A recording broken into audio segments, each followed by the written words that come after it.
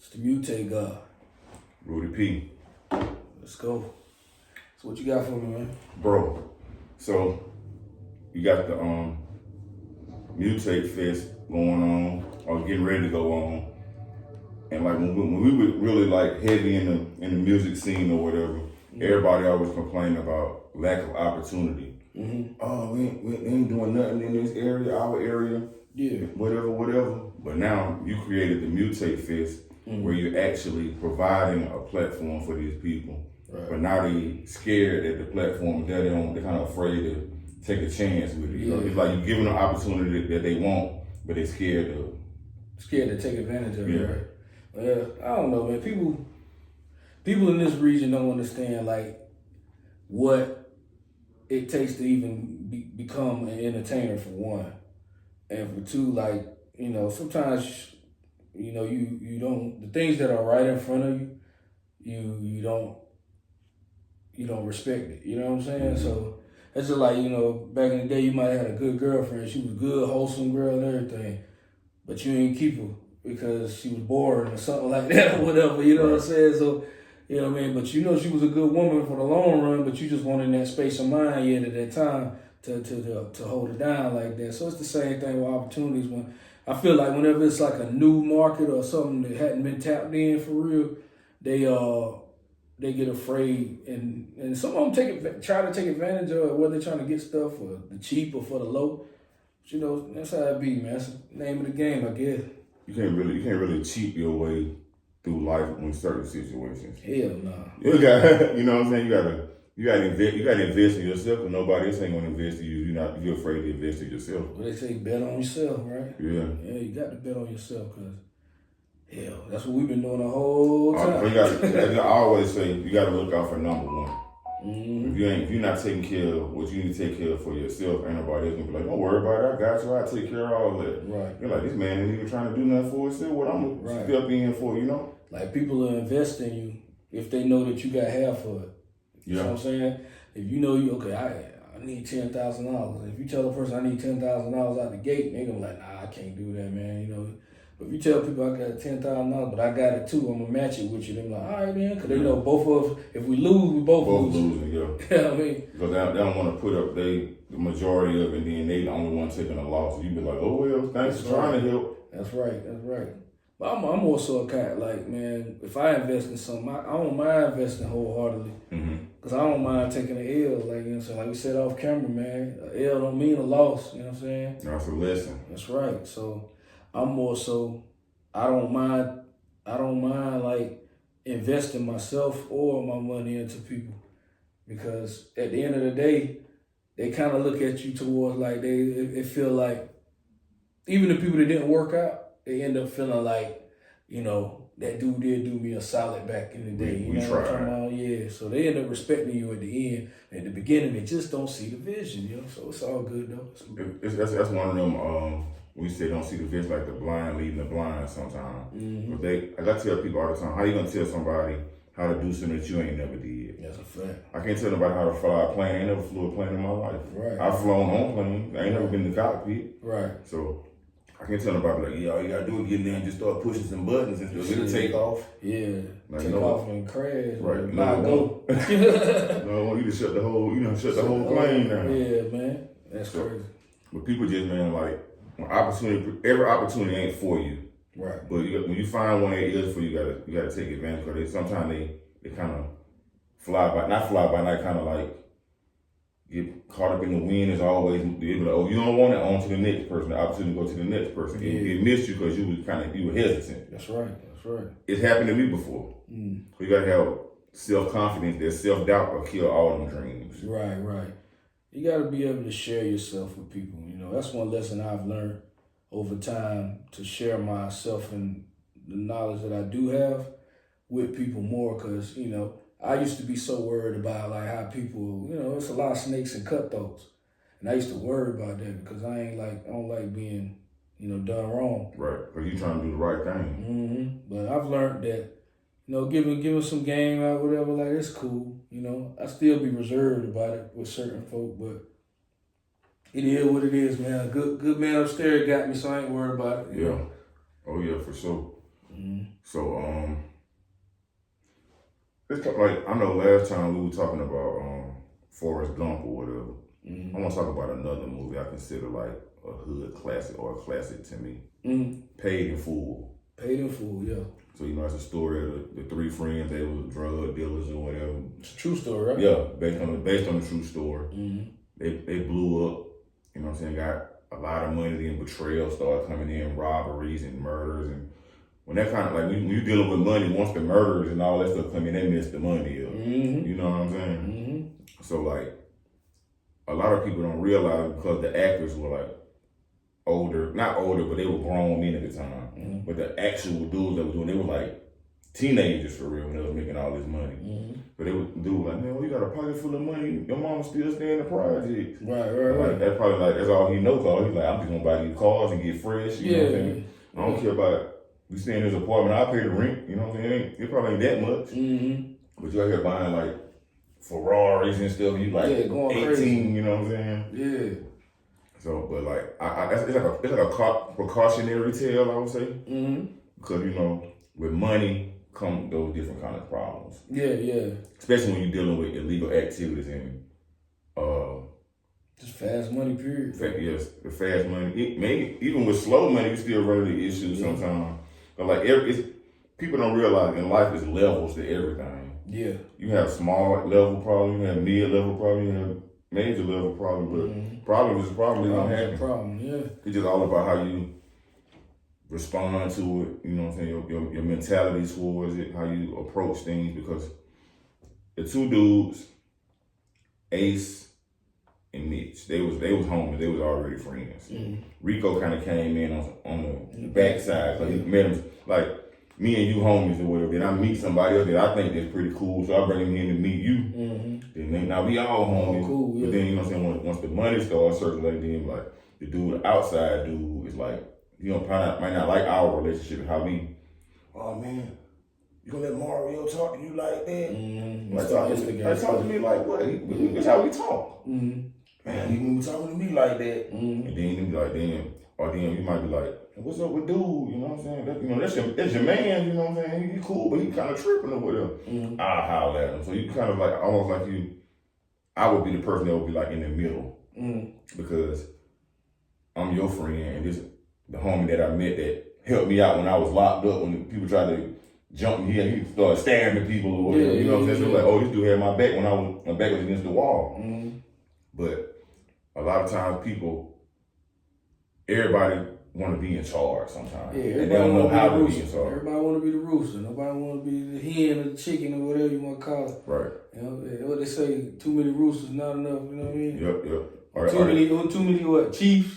Not enough Indians. Yeah, or too many chefs in the kitchen. You know what I mean? Somebody got to wash the dishes. Yeah. Somebody got to play. And all of it's important. That's what people don't realize. Important. All the jobs, people, are important. Because I worked at restaurants before. When that food get cooked, somebody got to take that food off the grill and plate it up. And somebody got to come take it out, serve it. You know what I'm saying? It's a chain. It's a chain, you know? Like, I worked at Papa John's forever. Somebody had to make the pizza. Somebody had to box them up. Somebody had to take the order. Somebody had to deliver them. Somebody had to restock the refrigerator. You know, all that stuff. That's why it's called, that's a really important teamwork. They had teamwork to a certain degree, but when people want to be like, I'm going to start making these moves on the side by myself, which it ain't nothing wrong with that, but your team got to be like, all right, cool, go make the moves on that side. But you got to be knowledgeable. You got to bring something back to the home base, you know what I'm saying? Definitely. Like, I could be doing a podcast on my own, which I have done before, but then I can come back to you and be like, look, I think it'd be better if we did this podcast together. Pool our minds and interest in this one area, but I already got somewhat of a fan base. Then you bring your fan base in, now the fan base is bigger. Right. But I'm like, but you can always still do your thing on the side. I can be like, well, I'm gonna do this coffee and donuts over here, random meetup over here. But it all come back to the center, which in the movie it never came back because when Ace got robbed and got shot up, he was like, I'm out, I quit. And then Rico was like, man, you can't quit, man. Niggas get shot every day, B. Yeah, tough. You know what I'm saying? Get shot every day, B. Sip some tea, you know what I'm saying? Put your blanket on, you good. Yeah. This man got shot all in the head, and I ain't trying to be out there like that. And man, they had no care for him, really. They just show you like, I'm here for the money. I don't care about you getting shot up. And then he ended up killing Mitch because he said, "Oh, I killed him because he lied to me." Yeah. Oh, you got 22 bricks right there. Mm-hmm. Oh, let me get them so I can be the man. Yeah. I'm gonna take these to DC, and pump these in DC, and then I'll be the man down there too. Yeah. So he was like overly ambitious. I think that's what you would call it. Yeah. It's people like that, man. That's overly ambitious, or just greedy. However you want to put it. That's simple. That's simple way to put it. Just pure greed. Yeah, they want more. They want what they got. They want what you got. And the snake part of it is some people manipulate people to thinking they're giving them everything and they're taking it all. It was like instead of him just being cool with his slice of the pie, he wanted the whole pie. He wanted to give slices out to everybody else. Right. So, you know what I'm saying? Everybody can't bake pies, guys. Sorry. Everybody can't bake pies. Somebody just got to go to the store and get the ingredients. For real. That's your job. You go get the ingredients, I'll bake the pie. Then you take the slice them up and pass them out to everybody. But everybody gonna get their fair share. Your slice ain't gonna be no big or small. It's gonna be all equally cooked. Right. Because we in this together. This is our pie. This ain't my pie, and I'm just giving y'all pieces of it. Right. I'm like, man, that's like me saying, hey man, y'all want to get some pieces and some wings? Right. Everybody chip in, or I can't be like, I'm gonna eat 4 slices, but I picked it up. Yeah, nah, I don't work like that. Everybody got everybody got to get a piece of that. So, yeah, man. All right, I'm just Mr. Topics today. Yeah. So before we pulled up or whatever, I was watching a video talking about Pimp C. Yeah. And I remember when you called me like, man, Pimp C really dead? And I said, I don't know. I gotta go look this crazy up. That day, yeah. I went on the big back computer and looked that much. Yeah. Pimp C, they were I'm like, oh man, because the information wasn't coming. It was like 2007. Information wasn't coming as fast like it is now. Yeah, for real. But they say it's a guy. This guy, his name is Larry. He's supposed to be the one that killed Pimp C. So he put something in his drink. It was like some kind of like real poisonous thing or whatever. But they said after all that happened, Pimp C wife went off and married dude. What? Yeah. Damn. So you know what I'm saying? I'm like, all this dude, like, man, how nobody never said nothing about this all these years? Now it's just starting to come out this year. Yeah. I'm like, I think most people probably scared or something or knew something like I can't. But I'm like, some of his artists was like, yeah, I might have heard about that, but I can't really touch on it or whatever. Can't speak on it. And some people like, it ain't my business. You know what I mean? So, and then that's crazy. And then Pimp and Ken was like on the podcast. He was like, oh yeah, man, Pimp and Bun, they weren't really that close. They weren't really boys like that. They just did the music together or whatever. But I'm like, from Bun perspective, it don't sound like that. Like, they went to high school together. I'm like, how can y'all be around each other not that long and not be boys? Yeah. Oh, no, they weren't really boys like that. Maybe not in the beginning, but after at the beginning, they said they didn't even get along because they were so different or whatever. Yeah. But Pimp C was like a musical protege. Even back then, he sang in like national choirs. He played the trumpet. You know what I'm saying? Dude had he was already a musician before he became a rap musician. Yeah. So I'm like, he did. Before they did the last album they did together, before that, all the album before that, he made all the beats. Bun B, so I had the easiest job in the industry. I had to just show up and write the hardest verse I could. But Pimpin' already laid the beat, he laid the hook more than likely, you know what I'm saying? He did everything. He just put his verse in, you come to Bun, get on this. Drop your hardest 16 on this. That's one thing I never really knew until later on, that all them albums was mostly Pimp C work. I never knew that. I know about the production, I didn't know about the singing part. Yeah. I'm like, I listened he had a Pimp C album that was like a solo album that Jay Prince put out when he was in jail. I'm listening to the song, I'm like, this song jamming. Who was that on the hook singing? It was Pimp. He wasn't like no R&B type singing, almost like a Nate Dogg kind of but in his vocal range. You know what I mean? I was like, that's how Pimp did. Yep. I'm like, man, this is crazy. Then he was such an outspoken person. He was just like, whatever he come to his mind, like, I'm gonna just say it. I could imagine Pimp C having a podcast and it was crazy. Yeah, it would be ridiculous, bro. Crazy. Because he would just be, Yeah, man, you know. Yeah, all that, man. These boys out here playing with these boys' booty. And everybody like, what? They be going crazy. Like Russell Simmons, and he naming people. Yeah, They're like like, a fool. we gotta get him out of here. So, you know that. Yeah, he might survive now, though, because of his hot topics, man. Because everything's driven by that now. Yeah. So it's like Cat Williams and Shannon Sharp. Yeah, he would be definitely like, he might have been like a Cat Williams. He'd be going on there, and they would interview him. As opposed to him having a whole podcast. Yeah. They might have would have been just interviewing him here and there, like they do Boosie.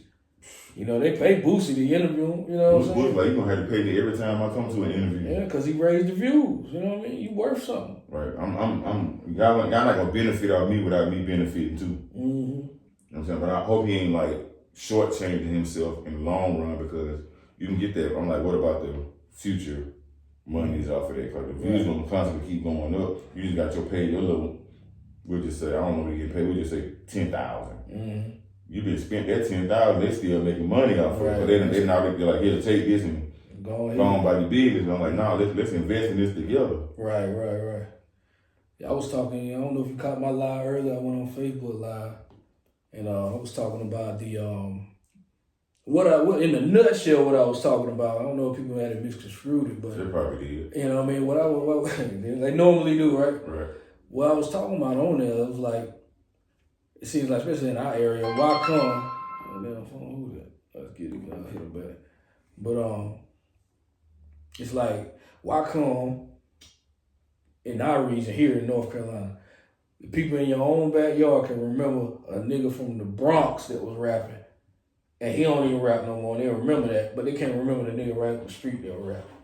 But you know, this area always, a lot of people, because I say this on every podcast, you know, I'm originally from Alabama, so it's different. Mm-hmm. We know we the South. Mm-hmm. We know but like people in North Carolina, some people say we the South. Mm-hmm. Some people say we the East. Mm-hmm. Some people say we the Middle East. Mm-hmm. So, but I love the fact that we get them influences from every side. But North Carolina, just because it says North in the name, it's not a northern state. No, it's just south. north of South Carolina. It's south of New York. Right. And it's anything below the Mason-Dixon line is considered a southern state. And it's southern and country when you come here.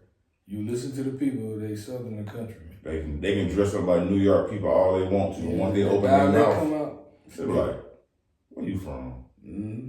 I'm from North Carolina. People got North Carolina pride. Yeah. I can say they got North Carolina pride, but they so heavily influenced by the East Coast and New York. They want to be that so bad. Yeah. So that's what I was saying earlier. I was like, they don't really be knowing, like the person up the street that rap. They don't know their legends. They don't know none of that. Like the regular consumer here. But how y'all would understand, how do y'all don't know that? How do y'all don't know that in your own neighborhood? I'm talking about people that were heavily promoted for years. But you know a nigga from California who was born in Compton and rapping, and he don't even rap no more. Right. You ain't even from there. You know what I'm saying? Maybe because, like they said, we was consumerism state or whatever like that. Definitely. And we consumed everything. But that still baffles me, because if we consumed everything, we should consume our thing. You know what I'm saying? That's the weird part about it. People, it's like, I like to put stuff in, like, break down stuff that people can understand, like simple ways, like by using examples. Your homegrown people are like home cooked meals. Mm-hmm. They good, you know what I'm saying? They delicious, but I don't get this fast food anywhere. Mm-hmm. I go to any restaurant around and get all this different stuff, and I love that. But you like, man, what was that recipe that mama had for that meatloaf that we used to eat back in the day? I don't know. Let's go to Burger King. Right. Let's go to, you know what I'm saying, go to Korea. They got meatloaf. We ain't got to worry about the meatloaf at home. So seeing it like that then, so like the Atlantas, the Bay Areas, the New Orleans, and even New York, they must love their home cooking then. They must do. They love their home cooking and they love the fast food. They got a balance in between. Yeah. But they got more stars too. So what about this though? What about Memphis? Now they right next door to us now. Yeah. You see that's that weird North Carolina. It's that weird. It's that mountain kind of separates the mind too. You got that mountain range that separates North Carolina from Tennessee, so it's trying to separate the mind space. I think the New York influence messed North Carolina. It did, because you know, back in that in the 90s, the 80s, 90s, the drug, everybody was, we can make more money than down in North Carolina. Get off the block, let's go to North Carolina, sell to them. And they see them people, they like, man, they cool. Man, they listen to like all this 80s and 90s hip hop. Most of that stuff coming from New York. So they like, oh man, they pop like, I want to pop like and be like them, wear Timberlands and your son, everybody, kid, word God, all that stuff. You know, they just saying stuff they don't know. They don't even know, they don't even know what's behind it. And it's just, I'm just like, the South got doggone like, okay, the internet took away regional identity, I think. Right. Because back in the day, in the South, we had our own thing going on. You had the 8 Balls and MJGs. You had the Ghetto Boys. You had. Well, how did North Carolina cut out that? I don't know. Cause South Carolina didn't. Yeah. But they didn't still get no love though either. Yeah, South Carolina was kind of like a desert in a way. And then North Carolina was like the oasis, but you had to go through the desert to get to the oasis. Yeah. You know what I'm saying? Because like when I first came to North Carolina, all I heard on the radio was New York rap. I was like, and then people would ask me when I go back home, man, what's it like living on the East Coast? I'm like, I don't know. I live in North Carolina. I know it's on the Eastern Coast, but I'm like, it's not considered what people are confused with East Coast. To most people, East Coast is just Philly, New York, Jersey. Y'all, you right. Cause y'all say East Coast, but then when it comes to Florida, y'all say East Coast. Yeah, some people be like, I don't think Florida the South. I'm like, can't get no more southern than that. Yeah, that's If you go any further, you're gonna be in the water. Yeah, man. You're gonna be in Cuba. That's crazy. They do say that though. Yeah, they're like, oh, we take Florida out. We take Florida out. They like not really. They like their own thing. They not. Florida is connected to Georgia and Alabama. Right. Where Georgia and Alabama at? In the South. In the South, yeah. And then Pimp C said, going back to Pimp C, he was like, he didn't think like over here was really considered the South because we're in the Eastern time zone. I'm like, but these are still southern states. They're just in the Eastern time zone. What about Georgia though? He said Atlanta too. He said Atlanta East Coast. That feels crazy. He said Atlanta East Coast. Pimp crazy. He went on a whole rant about it because like, he said, when you got the plane, what time is it? Yeah. So I'm like, okay, that's like saying Chicago to South Dakota. They're in the Central time zone. So is. And they ain't nowhere near no South. Cleveland is too, Ohio. Right, all that. We like, Georgia? Oh man, that ain't the South, that's the East Coast. His Pimp was tripping that day. So, but it just. That's just that's always the weirdest thing I always wanted to break down, like it's. People perspective, you don't really know what they be thinking until they start talking about it. Yeah. Cause it's like in the music, man, it's just the weirdest thing to me. Like I never understood that. Tennessee right next door, they consider the South. And also they consider doggone, they got their own lane and they got their own music. And people their respect own sound and stuff. So I'm sitting here like, so we right next door. And I think the thing that happened, even with Alabama too. Alabama and like South Carolina and North Carolina, we never had our own sound.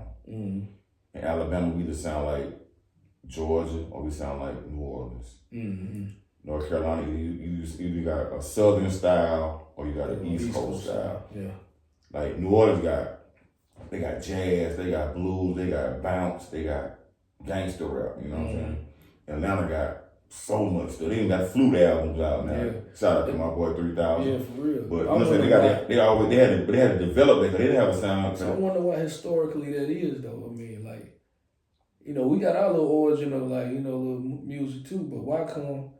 I wonder what is it historically? Like, did something come more for Africa to make? You know what I'm saying? Like, what is it? Well, There's something to research. Going back to New Orleans, they got more of that French influence, Creole.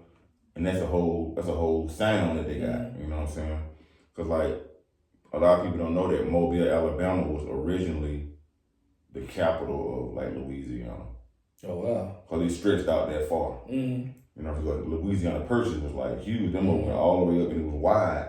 But they started breaking it down like, okay, now it's gonna be Alabama, it's gonna be Mississippi, it's gonna be Louisiana. So that's why y'all had Mardi Gras too. We started Mardi Gras. Mobile started Mardi Gras. New Orleans just made it big and like. Yeah. Mobile is the independent artist of Mardi Gras. We started, you know what I'm saying? We grinded it out. And New Orleans saw that we gonna do, we stopped at one point doing it. Because a war or something, then New Orleans like, well, we saw that, we gonna pick it up and make it bigger. But Mobile, Alabama is the original birthplace of Mardi Gras. Oh wow. Do not get it twisted. That ain't got no shade to New Orleans, but don't get it twisted. We started this. Something to know. I ain't know that. It's like Ice Cube said, I started these gangsters. It's the things I get. Yeah, Come man. on, bro. If it weren't for Mobile, it wouldn't be no Mardi Gras. But that's a French thing, because Mobile got a heavy French influence too. But the French had that whole region down there, Louisiana, Mississippi, Florida. They came in, they conquered that. You know, Great Britain had up here where we had the East Coast side or whatever. Yeah, because the French is heavy in Canada too, right? Right, big heavy in Canada. It's French Canadians. That's I guess it's a version of African Americans, I guess. Right. But they still speak French though. We ain't speaking no African because we don't know what part of Africa most of the black people came from. Yeah, you're right. They just bring them all to a central location and just ship them out. They're like, okay, look, you come from over here, you from over there, then put them all on the boat, send them to somewhere they don't know where they at, they can't get back home. Right. Teach them our language. We don't want their language to flourish. Right. That's crazy. I don't know. Guess we'll find that out later. See what happens with that. Keep on living, that's what they say. You learn something new every day. For sure. What else we got? Man, I can't think of nothing for real. Well, Mutate Fest, April 13th. We almost there. We're getting a few weeks out. You know, any media coming through, we're gonna have Modell out there. You know what I'm saying? You know, might have Big Mike doing some interviews with me, Big Rudy P. You know what I mean? Doing interviews and whatnot. We might have some Big Cass TV might be out there. You know, who else? Fly from Vietnam might be out there. We're gonna have a slew of little media out there, man. So y'all just make sure y'all tune in, man, to all the promo. The concert's gonna be live. All the kids and the families, man. We having the outdoor duck sauce stage part of the festival from 1 to 5 p.m. Y'all make sure y'all come out and check us out there, man. We're gonna do autograph signing with Payola Stash, Red Venom, and Tia Hart. They're gonna be out there. We also gonna have a lot of fun for the kids, bouncy houses and everything like that. And then that night, man, when all the parents leave, you got your kids straight and everything. Man, y'all come on back that night, man, to the doggone Mutate Festival, the DJ Yodo stage, man. The main event, hosted by DJ Chuck T, man. You know what I'm saying? Make sure y'all come out to that. Gonna have a slew of artists. We got Lux, a female from Fayetteville, that's a dope artist. We got Tia Hart's gonna be performing. Red Venom's gonna be performing. The Beware Boys is gonna be performing. Who else we got? We got the boy Lotus, man, with his hit single, doggone La Familia. You know, shout out to Key Tune Publishing. He gonna be performing. Carolina Slim still performing. Got Carolina Slim gonna be performing, man. You know how he popping. We got a slew of artists, man. Y'all just gotta check the roster out. It goes out on social media all the time. Y'all check it out and make sure you get your tickets at themutatestore.com. Themutatestore.com. Get your tickets, man. Right now they get early bird tickets. They $10. But the day of, man, they're going up to $20. They're going up. So don't waste no time. Go ahead and get yours right now. As we speak. You know? Don't wait. Don't wait at all, man. We gonna be here. Mama, please make peace again. For sure. When I was broke down on my dick, they all turned away. A lot of people just now. We out of here.